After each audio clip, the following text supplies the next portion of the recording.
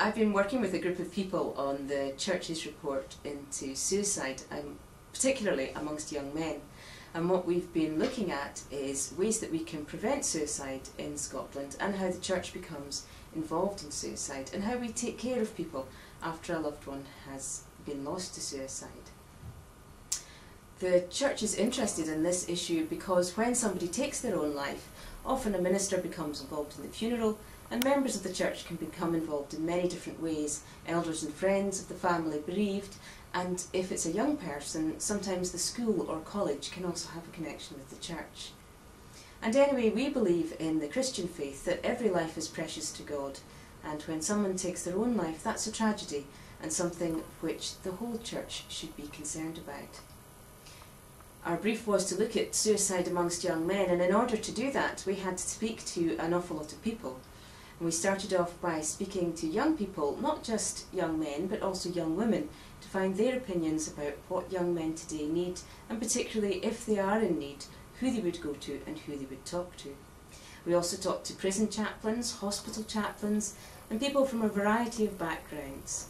And then we talked to people who know about suicide, from Breathing Space, the Samaritans, and especially from Choose Life, which is the government's initiative to look into suicide and suicide-related issues, and to try and bring down the suicide ratio in Scotland. Today in Scotland, 3 times as many men as women take their lives, and it's a significant and tragic event for any community when someone takes their own life. What can the Church do about it? Well, we talked about a range of different things the Church can do, starting just from caring for our neighbours through to taking a course, perhaps a suicide training course such as Assist or Safe Talk, which might help us talk about issues, or we can volunteer for the Samaritans or give money to charities which help with mental health. Another way the Church is involved is through the Parish Development Fund and the many projects that the Church funds. These projects often work with young people and help people with their well-being and esteem. The St Andrew's Family Project in Dundee is one such project which we looked at when we were writing this report. When we're looking at suicide among young men, one of the first questions was, who do young men turn to when they need help, and who do they talk to? And we interviewed 2 groups of young people. There were some young men in those groups, and there were also some young women, and they talked about what they thought young men needed today.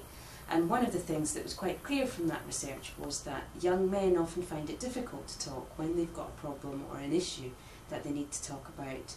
And that was something which the Church can look at in a lot of different ways. We also thought about looking after loved ones after a member of the family had been lost to suicide, and that was a part of our work which was very sensitive and very moving.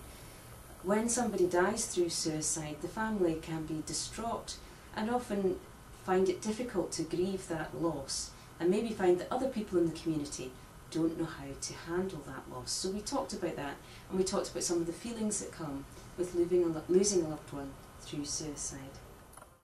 In our report, one of the things which we looked at was people's stories, and one in particular was picked out to be put into the final published report, and that was the story of Tommy.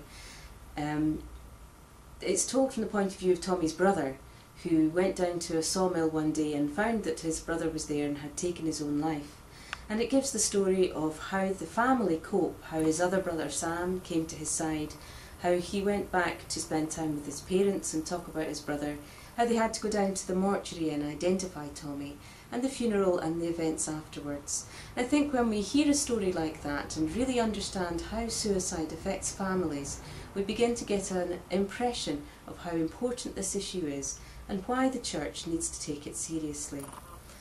It seems to me that this report is really one of the most important things coming to the Assembly, and yet in some ways it might seem to change little. It doesn't propose to change the Church, and it's really in keeping with what the Church has thought and believed for many, many years.